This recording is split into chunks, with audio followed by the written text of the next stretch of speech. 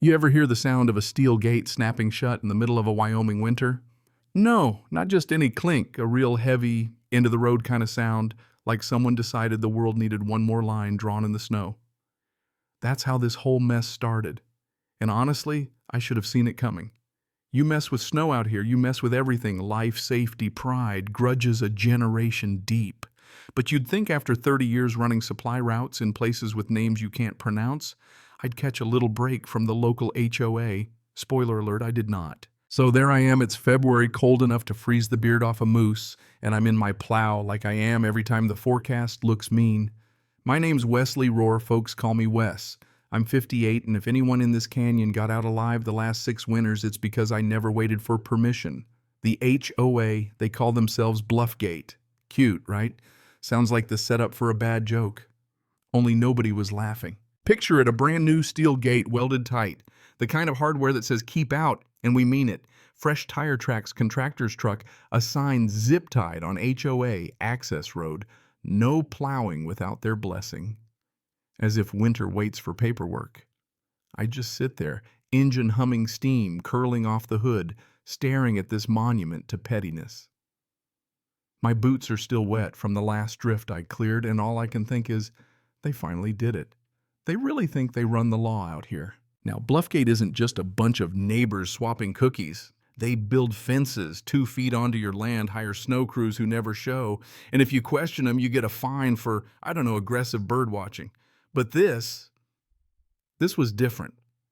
That road, the one they just blocked, wasn't even theirs. It's an easement drawn up back when my granddad was digging fence posts by lantern light.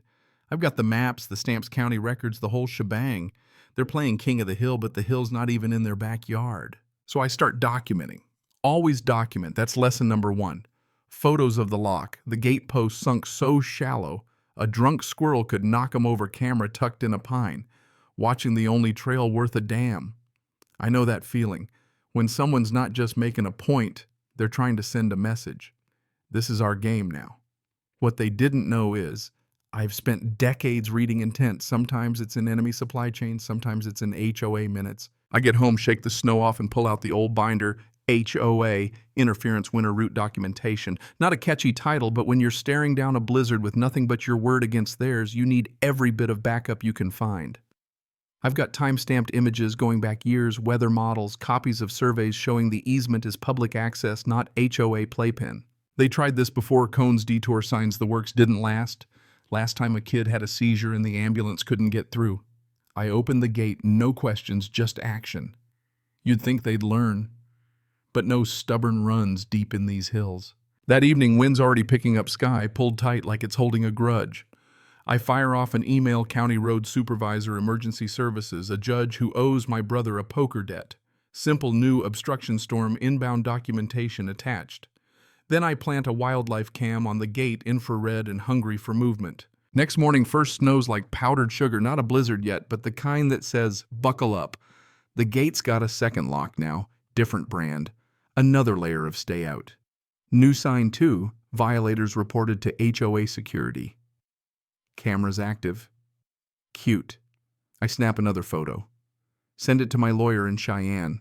I call the contractor, Oiri, odd jobs guy. He admits the board paid cash. No permits, welded it fast, didn't sign a thing. Beautiful. Sometimes the best ally is the guy they paid in a hurry. By that afternoon, I've got a GoPro on the plow dash logger ticking, doing slow laps for the record. They want a headline, Rogue Landowner Destroys HOA Property. But I give him the truth frame by frame, cold as the wind clawing up the ridge. Storms getting meaner by the hour, forecast blowing up. What started as 9 inches is now 26, maybe more. But HOA's asleep at the wheel, too busy sending out emails threatening fines for unauthorized plowing, while the worst storm in a decade is barreling down. I call the county, leave a message, blocked emergency route photos. GPS, the works. Elderly folks on the far loop have no backup access. Then the call that changes everything. Mara Higgins lives alone, generator dead son, stuck on the interstate. They won't let anyone in, she whispers, scared. I tell her, hang tight, heat one room, I'll find a way. And that's the moment it stops being just about me. I've got a stack of paperwork, every contract the HOA signed with their supposed snow removal service, Dry Ridge Winter Services. 62 grand paid out, no plow, no crew, just a shell, LLC out of Tempe, Arizona. I print it, staple it, label each packet, and wait. Wildlife Cam picks up 3 board members checking the gate at 3 in the morning, flashlights bobbing like guilty fireflies. Perfect. I shoot another video, me the lock, the map, the building wall of snow behind. Upload it all to a secure drive and send the link to Dan, a reporter from Channel 7. 10 minutes later, he's all in, asks if he can fly a drone for footage. Do it, I say. This is bigger than a squabble. And finally, the board calls me. Loretta HOA President. Her voice tight as rebar accuses me of stirring up confusion. I tell her your snow crew is a ghost. You're blocking the only way out. Storm's coming and you'll be holding the keys. She threatens me again. But this time there's another voice. Vice Chair Hallstrom says they'll report me if I set foot near the gate. I laugh because at this point, what else can you do? I hang up. 3 hours later, the drone footage comes in. The HOA's own Convoy, 3 black SUVs stuck nose to tail not 500 feet from the locked gate. Planning session in town figured they'd outrun the storm. Now buried, boxed in, and nobody inside can reach them. The only plow with enough muscle is mine. I watch from my barn wind, howling snow sideways, plow ready. I don't say a word.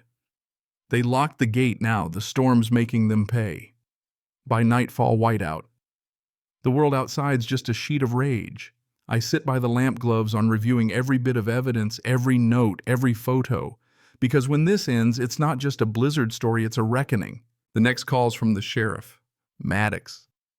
He asks, "You still got your plow ready?" "Sure." Do I say? Gas full, chains tight. He sighs. Elderly couple with oxygen tanks is freezing 4 unaccounted for near Ridge Road. Power's out. Get 'em out if you can, but be careful. I don't hesitate. First, I document, measure, photograph, timestamp every illegal post. The steel's sunk 6 feet inside the easement. Blue marker flags in the snow. The kind of detail that holds up in court. Because here's the truth, winter doesn't erase wrongdoing. It freezes it in place, keeps it visible till the thaw. I radio the sheriff. Gates breachable from the west. On my way. The wind's a monster plow, struggling snow, clawing at the wheels. I reach the first SUV, headlights dim. 3 board members inside shivering. I lean down. You built that gate, now you're going to help dig out the others? They nod, sheepish. Second vehicle, 2 more, 1 sobbing, the kind of breakdown you only see when somebody finally figures out the rules don't bend for them anymore. We huddle in the plow-heated blankets, engine idling. 2 more vehicles unaccounted for. I push on radio dispatch, heading deeper. All the while, I'm turning over numbers in my head. I'd sent the suspicious financials to Mark, a forensic accountant, ex-state disaster relief. His answer came in just as the storm hit. Dry Ridge doesn't exist. Invoices match a dead pet grooming business in Flagstaff. The whole thing's a fraud. I reach the 3rd car door. Open drag marks in the snow. Footprints veering into the trees. I follow flags dropped every 10 feet and find Hallstrom half buried by a log, breathing shallow, whispering about the contract frostbitten and broken. He voted for all of this. I get him back radio for medics and drop traction salt for the way out. The gate comes back into view now, bent where someone tried to ram through from inside. Didn't work. Karma's got steel teeth, I guess. By 3 in the morning, we're safe back in the garage, generator humming low. The storm's down to a whisper. I sit down. Open Mark's full forensic report, unauthorized payments, forged signatures, shell companies linked to the HOA president's own family. There it is, conflict of interest, endangerment, fraud. It hits me the HOA isn't just stubborn, they're criminal, and they tried to cover it all up with a fine for trespassing. For saving their lives. Next day, another HOA email. You owe $1,200 for unauthorized plowing and damages. I laugh. A bitter, hard laugh echoing off the barn walls. This isn't desperation, it's a cover-up. I write back, quoting state law, detailing every infraction, letting them know I'm done playing nice. I call my attorney, Jill. She's fired up, tells me we've got everything for civil suit, restraining order, injunctive relief. I want it public, I tell her. Let's drag him into the daylight. County trucks show up. The board can't open the gate, don't have the key, it's frozen. Fire marshal shows with a torch. Channel 7's drone catching every second as they cut through broadcast live. By afternoon, the story's everywhere. Gate of shame. Local papers, social feeds, everybody's talking. Jill calls again. The judge has signed an emergency injunction. The board is suspended. I'm authorized to plow the road at will. I'm not done yet. More evidence to deliver. Bluffgate Bluff isn't thawing, not politically, not emotionally, but the avalanche has started. Counties reviewing easement records. Turns out the board never even had jurisdiction over the road. The original developer never handed over rights, which I'd known all along. The court clerk almost faints when I drop the whole stack of evidence on her desk. Regional news picks it up, then state, then national.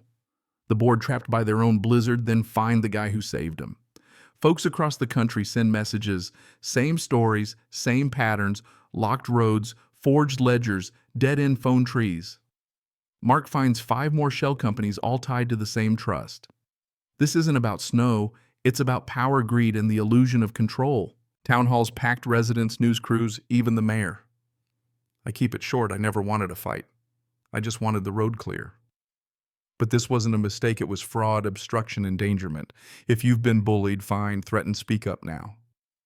And they do. Photo evidence, old ledgers, people start coming out of the woodwork. A week later, the board resigns en masse, no apology, just an email. The state opens a RICO case, federal auditors circling. Community wakes up. New leadership forms, recall, vote flies through. People talk, neighbors help neighbors, coffee, shared driveways, shoveled. I get letters, people who lost loved ones when HOAs blocked access. Thank you for refusing to let that happen here. Final HOA meeting, public packed, cameras rolling. I hold up the binder evidence from every angle and say, this is the cost of corruption. The room erupts, not in anger, but applause. Afterwards, someone hands me a note, keep going, we'll follow. And here's the real twist. The lesson I didn't want but can't forget sometimes. Justice comes when you least expect it, not from above, but from below the snow. The avalanche isn't the storm itself, it's the truth, unstoppable, freezing everything in its path until only what's solid survives. They say winter hides things, but sometimes it reveals them too. Corruption, strength, community. I learned maybe too late that you don't need a badge to do the right thing. Sometimes you just need a binder and the guts to outlast a storm. So here's where I leave you. The road's open, the gate's gone, the law's changed, and for once people are paying attention. But I gotta ask, what would you have done? Where's the line between standing your ground and breaking the rules? When is fighting back the right thing? And when is it just pride? I've shown you my side now. I want to hear yours. If this story rattled something loose in you, or you've ever stood toe-to-toe with power and felt the cold wind of injustice, drop your thoughts below. Where do you draw the line? Ever see karma at work in your own neighborhood? Let's talk about it, because the only thing stronger than winter in Wyoming is a community that refuses to be snowed under. Cảm ơn các bạn đã xem video.